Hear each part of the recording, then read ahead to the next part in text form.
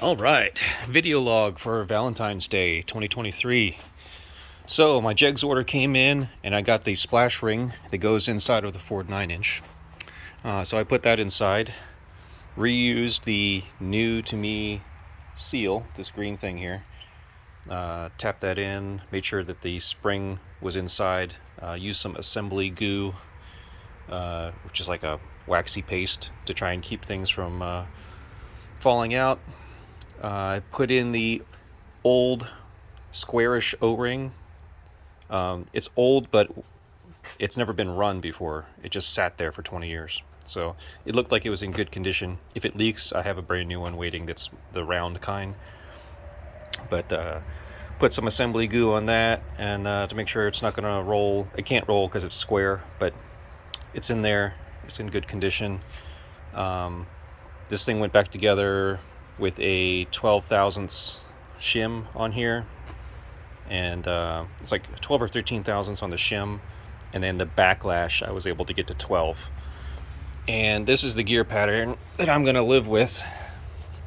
On the drive side, it's a little bit towards the toe, but and it might have gotten touched since I've been messing with it, but when I put resistance on here and turned it with the through the bolts on the back here, actually put a little bit more resistance with my hand, I was able to get the pattern, pretty close to what I wanted. I was happy with. Supposedly, under load, the pattern will move out towards the heel, move this way. So I'll live with that. The coast side, I didn't really care about that much, but it is completely on the tooth. It's not really going off the tooth anywhere. Yeah, so it should be good enough. It might have a little bit of noise, but it should not have a lot of noise. These things went back in. I shortened these, put this lock washer underneath so that the nut itself wasn't bottoming out and ruining the threads on here. That way I can still adjust these later if I need to. If I screw up the threads, I'm not going to be able to turn this thing. So I didn't want to do that like the previous builder guy did. So what's next is to take this heavy pumpkin here and stick her in the back of the rear axle. So stick her in here and then bolt that up. I should wipe out the inside because I might just run it this way. It might not ever come back out. I was thinking about putting a drain plug in the back, like maybe up under here, like on the side, like not on the very bottom in case it scrapes, but maybe over here, just a little bit on the edge. But I think that might be just getting me distracted, and I don't want to take too long, because the other thing I was going to put was a fill cap up here, somewhere like that.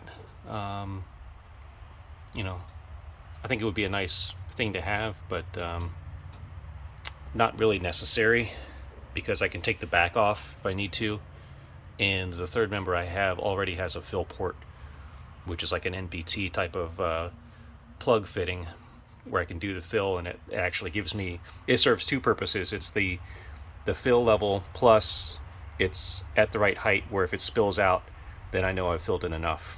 So whereas with the and to drain it, I could just pop the back off to drain and then take the cover all the way off and suction out any extra stuff down here. So there's that. I need to get one more lube blocker gasket for the backside, and I think I'll be done messing with the back here. Like there's as far as assembling the center section of it, I will have to weld in the brackets over here. So these brackets have been sandblasted and cleaned up. I need to drop this U-joint again and sand on the tubing, like right around here, so that I can weld that on once I get the pinion angle right.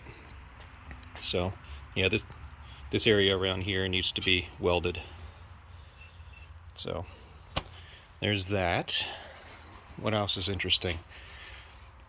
Okay, so once I have the rear end in, the plan is, because everything is so fluid, I can just shift the wheelbase back and forth a little bit to make up for the drive shaft length, rather than getting a... I already have, a few drive shafts to choose from, so I'm going to try to use either one that is 4 inches by 48 long, or I have one that is 4.5 inches by 47 inches long. So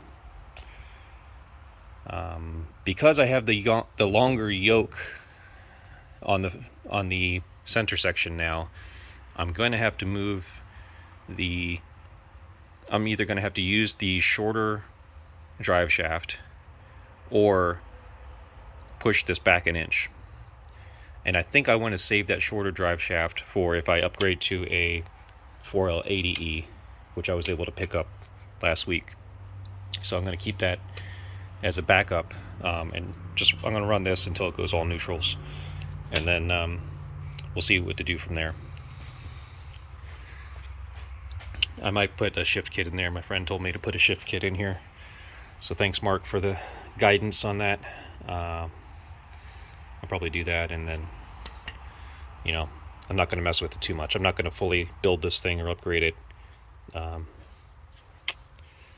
Just don't have much faith right now, but we'll see where it goes. And the B&M shifter that I got will work with both of these, just like the Winters shifter would have, but I decided to go with the ratchet shifter based on my friend's recommendation. I still like the Winters one, and that would be a really close second choice because I like the way it looks.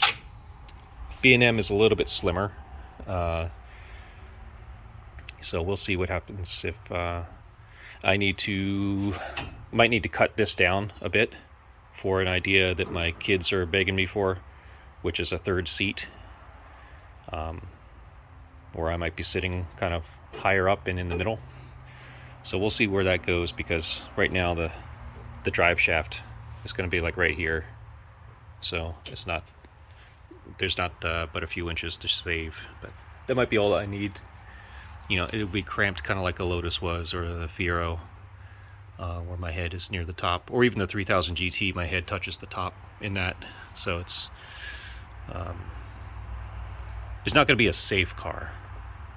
It's not going to be a safe car. It's not meant to be a safe car. Like, airbags are gone. Like, you'd be lucky to have seat belts and windshield, that kind of stuff, and hopefully not too much of it falls apart while it's driving. Yeah, some embarrassing stuff, from when I was tacking stuff together 20 years ago. Like, look at this crap. It's got like a stick of welding rod stuck in there. So I'm going to grind all these boogers down, grind all this down, and weld the back of this. I'm going to make a better flange to attach to the back to hold up some of the weight from the back end. This was just a temporary thing I threw in there just to help glue the back of the shell to the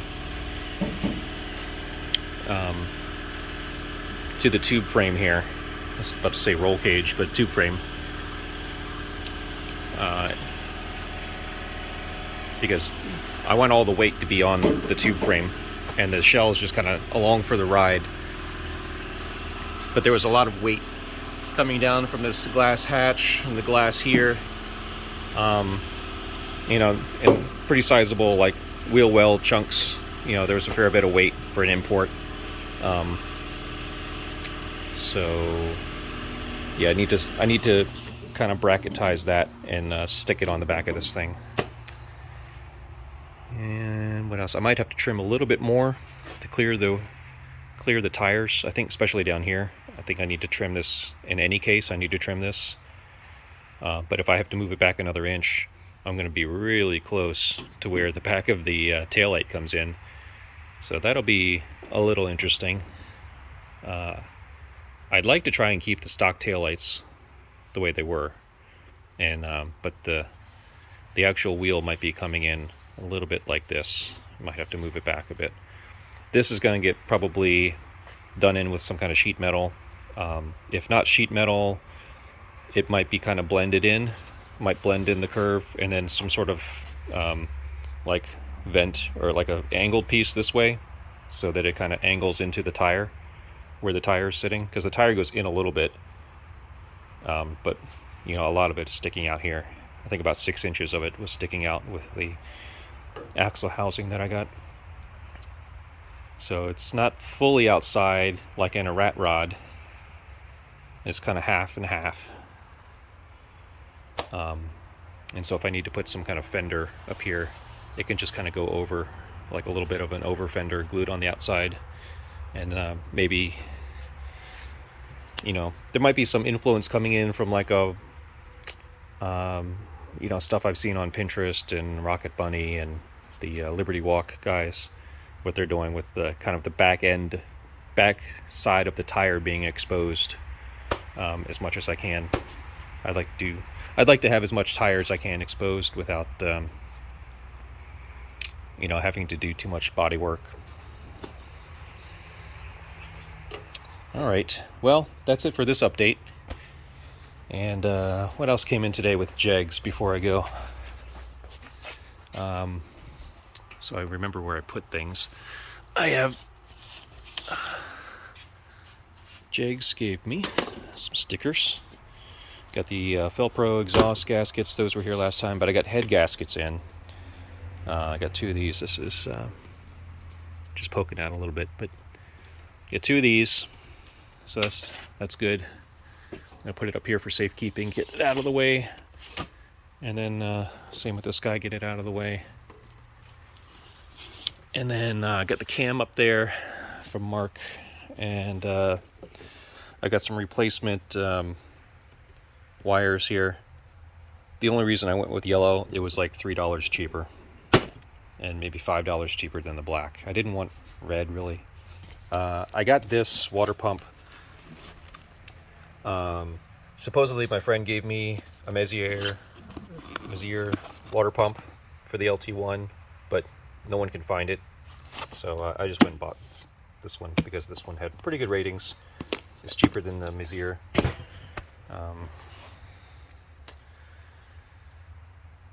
Yeah, I think that's about it. Got my leftover parts here for the rear end.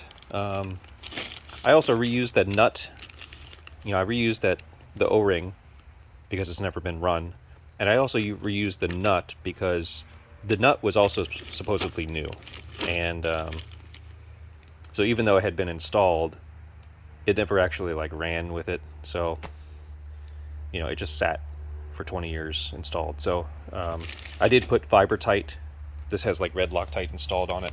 I did put Vibratight on the one I stuck in there, and then you know, it's in pretty good condition. I torqued it down to 150 foot-pounds, like people said to do, and we'll just run with that. If I have to do it again, if I have to rebuild something again, I'll use I'll use the real nut. Didn't need to buy these U-joints because the drive shaft came with U-joints on both ends that were new, you know, relatively new, like maybe was used on a dyno, but great condition. So these 1350s I didn't really need, but I'll have them as a backup for later. These are yoke straps for a 1350 for the old. I was going to use that for these, for this short yoke, but since I'm not using that, I don't need these, because the new yoke that I got from Quick Performance came with these.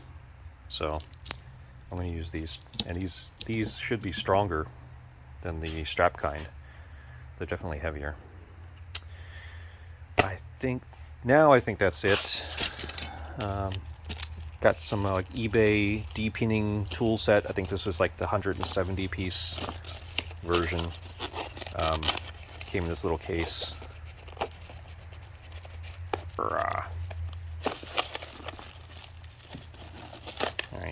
so it came in this little case. This is for like de-pinning electrical connectors, because that's kind of the next step.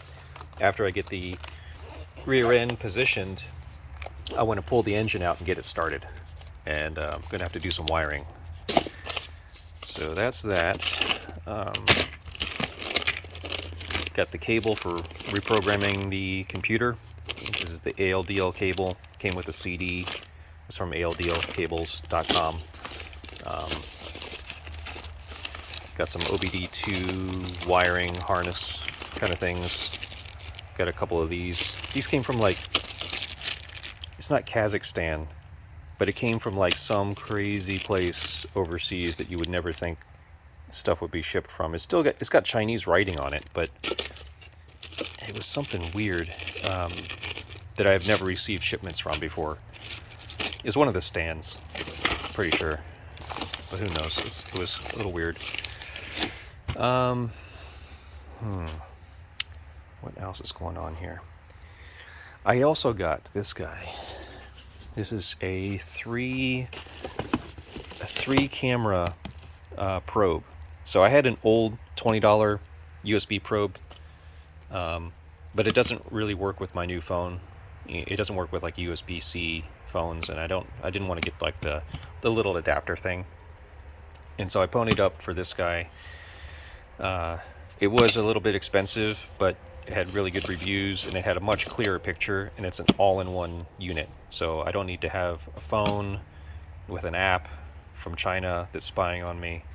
I can just have this unit here that has, it would spy on me if it had any kind of internet connectivity, but it doesn't. It just has an SD card to record the pictures and video, and you can cycle through the 3 different cameras. It's got one on the front like you'd expect with lights, and it's got one on each side with lights, and you could do A, B, C, AB, AC. It does not do both side cameras at once, but I was able to take the plugs out of the engine and do some inspection of each cylinder to see that nothing was boogered up too bad. There was a lot of carbon on top of the pistons. There was some wear that, from what I've looked up online, this is just kind of normal wear. The cross-hatching is mostly still visible even through the wear parts. No huge scrapes. What can I say? Some of the carbon on top of the pistons was kind of wrinkling off, maybe from sitting for 20 years, but luckily I didn't see any kind of like mouse droppings or mouse poop, or nothing had like no mud wasps had built nests in there, which was a big concern.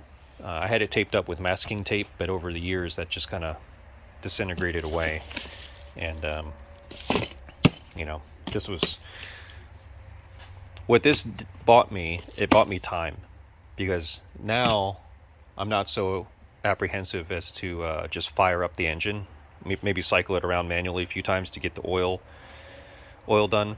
But I don't feel the necessity to like pop the heads off and spend, perhaps mess something up before initially starting the car. So that's what that did for me. Like, I will eventually have to take the heads off to put on the new head gaskets and these studs, and to maybe clean things up. Maybe to take a look at the rings on the pistons or something like that. But this means I don't have to do it right now. It means right now I could try to get this engine just started and work a little bit on the wiring, like the very basic necessities of wiring and tuning the computer to make the VATs turn off, and that kind of stuff. And then later on I can deal with upgrading things, when it's turbo time. Last couple things I looked at was a color to paint the car, and I've been kind of eyeing this. I was in mint phase for some time, and there's still some cars I want to do in mint, but this kind of off-white cream ivory color has been appealing to me. And it almost looks like old computer look, like 1980s 46DX case. How it kind of yellows over the years. It was already kind of yellow, but then it yellows more over time.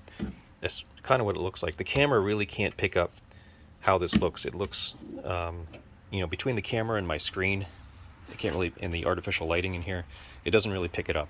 But this is just the basic almond color from Rust-Oleum. There was some water-based stuff that Walmart sells that I was looking at that matched up with this pale gold.